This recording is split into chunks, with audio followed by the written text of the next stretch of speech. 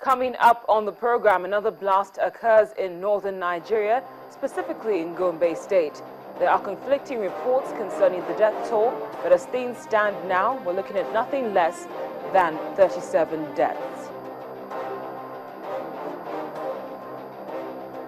Then, as Burundi awaits official announcements of results from the just concluded presidential election, the United Nations urges the East African country to refrain from violence.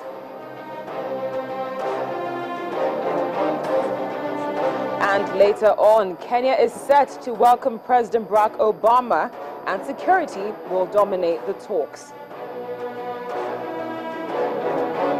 Broadcasting from Lagos, Nigeria to viewers around the world, this is Network Africa.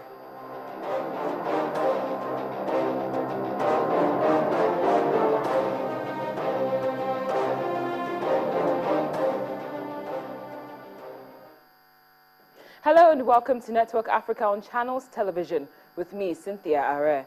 The President of the Federal Republic of Nigeria is back home after spending 4 days in the United States. However, he was greeted by news of yet another disaster in Gombe State, which left nothing less than 37 people dead and about 105 others injured.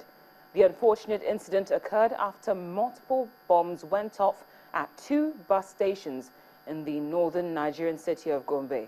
The first bomb, which exploded around 7 p.m., was believed to have been detonated by a suspected suicide bomber at a mosque in Dadinkowa Motor Park as people gathered to pray.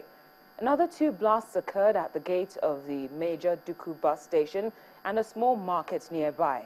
No one has claimed responsibility so far for the attacks, but they bore the hallmarks of the Islamist militant group Boko Haram, which has killed thousands of people in the last 6 years. Now, during the president's media chat in Washington, D.C. yesterday, he joked about how people have changed his name from Baba Buhari to Baba Go Slow, and it was indeed a funny joke. But the Network Africa team has been doing some digging to find out how many attacks have occurred since the inauguration, and what we found is nothing close to funny. Here's our discovery. Now, we're going to start with what happened yesterday, the blast in Gombe State. Over 40 people were left dead after twin bombings in the state. That was the one which preceded that it occurred in the hometown of the new Chief of Army Staff, and 2 people were killed. On July the 20th, a suicide bomber killed himself, a policeman, at a checkpoint near Damaturu. On July the 20th, 6 people were killed in Yobe, and there was a bomb blast. On July the 17th, suicide bombs killed 15 people in Damaturu. On July 16th, multiple explosions rocked a market in Gombe. On July the 7th, a teenage suicide bomber killed a 2-year-old and 25 others in Zaria. Preceding that was one on July the 6th. In that unfortunate incident, 52 persons were killed in twin explosions in Jos Plateau State, and the police said the attacks were carried out by 2 female suicide bombers. July the 3rd, 29 people were killed in Musa village in Askira Uba local government area in Borno State. On July the 2nd, 11 Konduga Highway, Borno. On July the 1st, 98 people were killed in Kukawa village of Borno State. On June the 30th, 48 people were killed in Musaram 1 and Musaram 2 in Monguno local government area of Borno State. On June the 27th, 5 people were killed at Molai General Hospital, Borno State. On June the 23rd, 20 people were killed in Debiro Hawu local government area of Borno State, and on the same day, 15 people died in a suicide attack in Guba local government area of Borno State. Now, before that, that was one on June the 22nd. 8 people were killed in 2 bombings at the Baga Fish Market in Maiduguri. On June the 17th, 63 people died in Monguno after accidental explosions.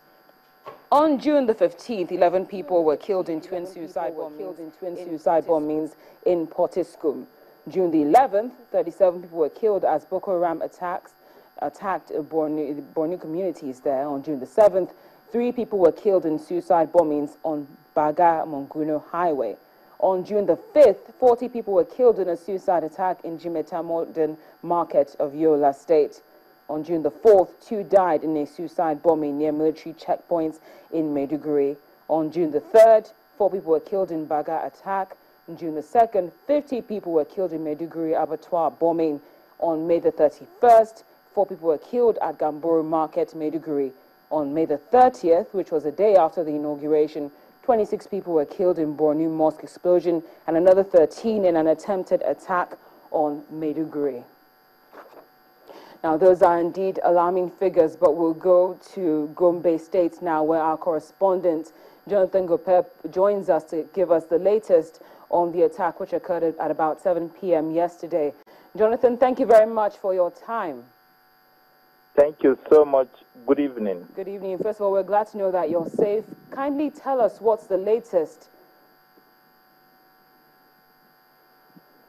Well, the latest information from Gombe explosion yesterday is that 2 explosions were rocked popular yesterday in Gombe, as you are aware.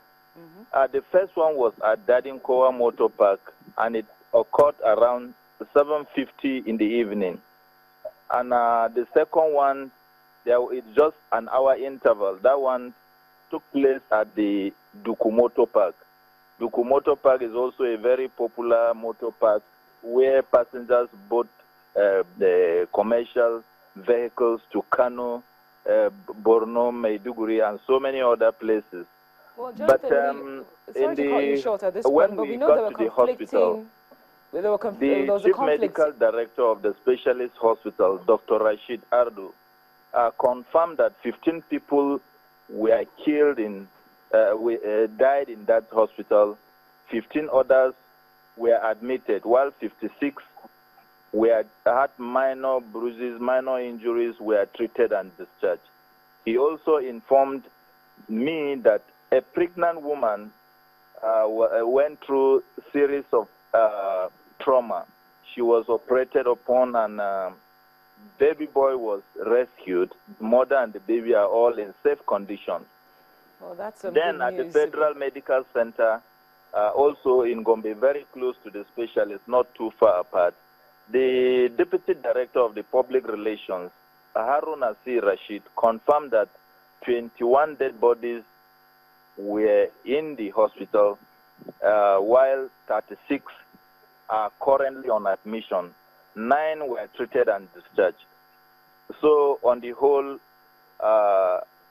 36 people were confirmed killed in the Gombe attack, which happened yesterday. Well, thank you for confirming the number, because there have been conflicting reports concerning that.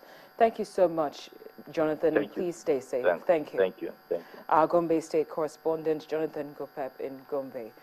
Now, according to President Muhammadu Buhari of Nigeria, the United States is aiding and abetting the Boko Haram sect by its refusal to provide weapons to Nigeria. It's important to note that a U.S. law prevents the government from selling arms to countries which fail to tackle human rights abuses. This refusal comes about a month after human rights group Amnesty International said that some 8,000 men and boys had died in Nigerian military custody after being detained as suspected militants. The military rejected this allegation, and Nigeria's president has promised an investigation, but there have been no further details on that matter as at now.